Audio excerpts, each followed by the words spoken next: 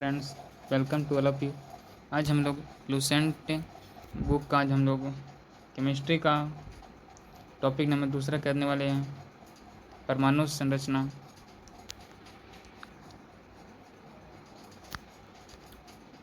इसमें पहला पॉइंट है एटम, परमाणु। परमाणु किसको कहा जाता है? परमाणु तत्व का वह सबसे छोटा से छोटा कण होता है जो किसी भी रासायनिक अभिक्रिया में भाग ले सकता है परंतु स्वतंत्र अवस्था में नहीं रह सकता। परमाणु कहलाता है। परमाणु जो होता है विद्युतः उदासीन होता है। नेक्स्ट है अणु, मोलिकुल्स। तत्व तथा यौगिक का वह सबसे छोटा कण जो स्वतंत्र अवस्था में रहता है अणु कहलाता है। नेक्स्ट है एटॉमिक के वेट, परमाणु भार। किसी तत्व का परमाणु भार वह संख्या है जो यह प्रदर्शित करता है कि तत्व का एक परमाणु यानी कार्बन 12 के परमाणु के 1/12वां भाग द्रव्यमान अथवा हाइड्रोजन के 0.1008 भाग द्रव्यमान से कितना गुना भारी है। नेक्स्ट है अनुभार, मोलिकुलर वेट। किसी पदार्थ की अनुभार वह संख्या है जो यह प्रदर्शित करता है कि उस पदार्थ का एक अणु कार्बन 12 के एक परमाणु के 1/12 भाग से कितना गुना भारी है।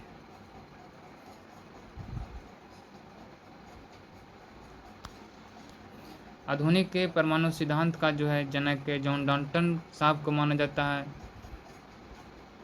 डाल्टन के अनुसार जो है डाल्टन के परमाणु सिद्धांत के अनुसार परमाणु यौगिकों के बनने के लिए लघु पूर्ण संख्याओं के अनुपात में संयोजित होते हैं।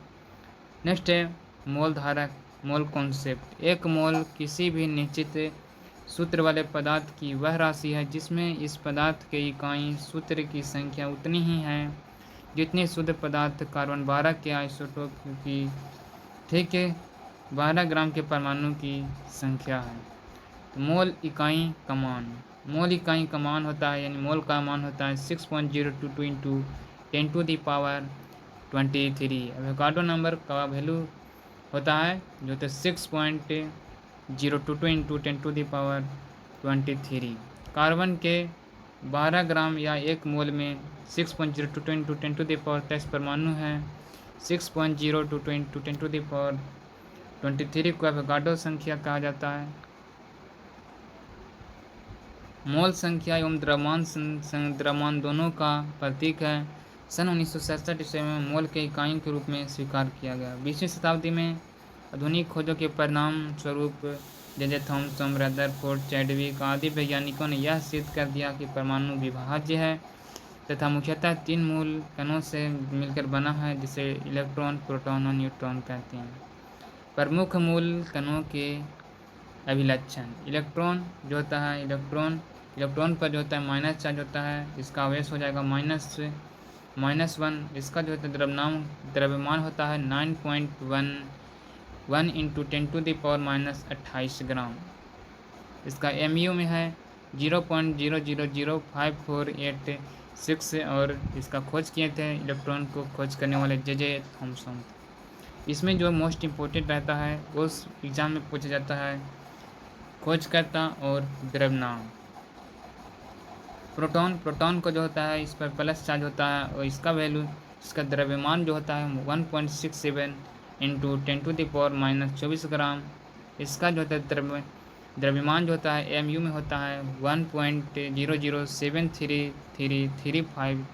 और प्रोटॉन को जो खोज किए थे गोल्ड स्टीन ने। न्यूट्रॉन पर जो होता है उदासीन होता है, जीरो चार्ज, और इसका जो होता है द्रव्यमान 1.67 गुने 10⁻24 ग्राम।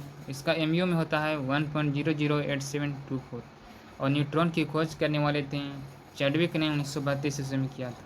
सबसे पहले इलेक्ट्रॉन के आवेश का सफलतापूर्ण निर्धारण जो है मिल्किन ने किया था तेज बूंद प्रयोग विधि से। इलेक्ट्रॉन की जो है तरंग प्रवृत्ति की खोज डी ब्रोगली ने की थी और पोजिट्रॉन की खोज जो है एंडरसन ने की थी। भारतीय वैज्ञानिक सत्येंद्र नाथ बसु के नाम पर विशिष्ट मूल कण बोसोन का नाम रखा गया। लगभग द्रव्यमानहीन एवं अवेसिंकन न्यूट्रॉनों की खोज जो है पॉली ने 1930 ईस्वी में किया था। इसमें पराचक्रण होता है।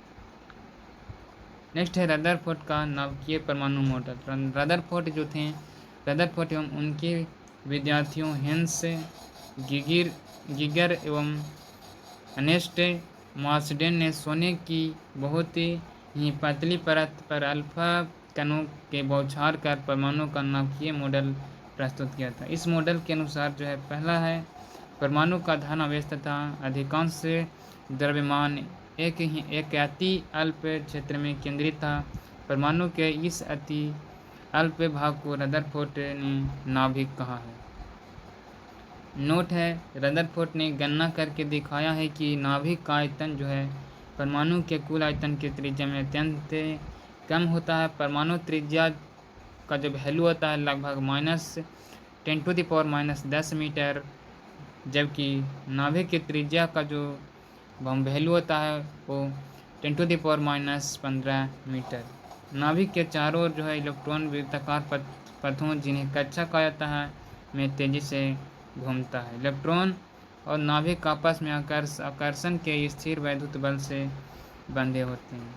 रदरफोर्ड जो थे उनके द्वारा किया गया जो कुछ उसके दोष हैं, तो रदरफोर्ड का दोष, रदरफोर्ड परमाणु मॉडल किसी परमाणु की दायित्व की व्याख्या नहीं कर पाता है। दूसरा जो है यह मॉडल इलेक्ट्रॉनिक की संरचना के बारे में कुछ भी वर्णन नहीं करता है, अर्थात इसे यह भी पता नहीं चलता है कि इलेक्ट्रॉन नाभिक के चारों ओर किस प्रकार विद्यमान है और इसकी ऊर्जा क्या है। नेक्स्ट है परमाणु क्रमांक, एटॉमिक नंबर। किसी तत्व की परमाणु के नाभिक में उपस्थित प्रोटॉनों की संख्या को कहा जाता है परमाणु क्रमांक। नेक्स्ट है परमाणु जो होता है, उसके बाद परमाणु द्रव्यमान संख्या, मास नंबर। किसी परमाणु के नाभिक में उपस्थित प्रोटॉनों और न्यूट्रॉनों की संख्या को योग को जो है उस परमाणु का द्रव्यमानांक संख्या कहलाता है, अर्थात द्रव्यमानांक संख्या प्राप्त हो जाएगा प्रोटॉनों की संख्या प्लस न्यूट्रॉनों की संख्या।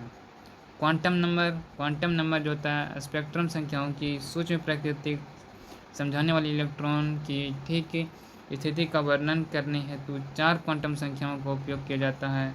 पहला होता है प्राइमरी क्वांटम नंबर, मुख्य क्वांटम संख्या।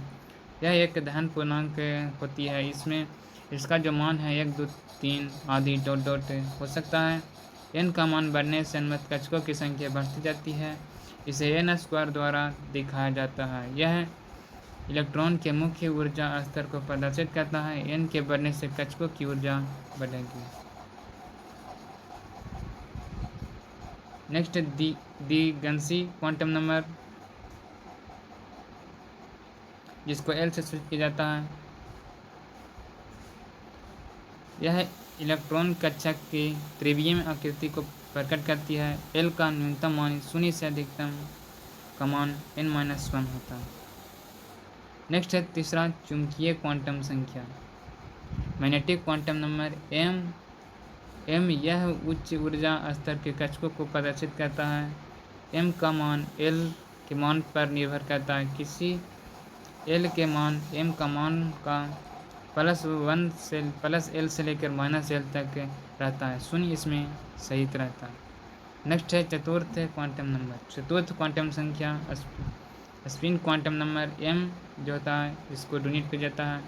1925 ईस्वी में जॉर्ज उहलेनबेक और सैमुअल गॉट स्मिथ ने एक चौथी क्वांटम संख्या की उपस्थिति में प्रतिपादित की, जो इलेक्ट्रॉन चक्रण क्वांटम संख्या m कहलाई। यह इलेक्ट्रॉन के चक्रण की दिशा को प्रदर्शित करता है। किसी चुंबकीय क्वांटम संख्या के लिए चक्रण क्वांटम संख्या का मान जो है +1/2 से -1/2 होता है। नोट है, क्वांटम यांत्रिकी का मूल समीकरण श्रोडिंगर द्वारा प्रतिपादित किया गया था। इसके लिए 1933 में इसने भौतिकी का नोबेल पुरस्कार दिया गया है।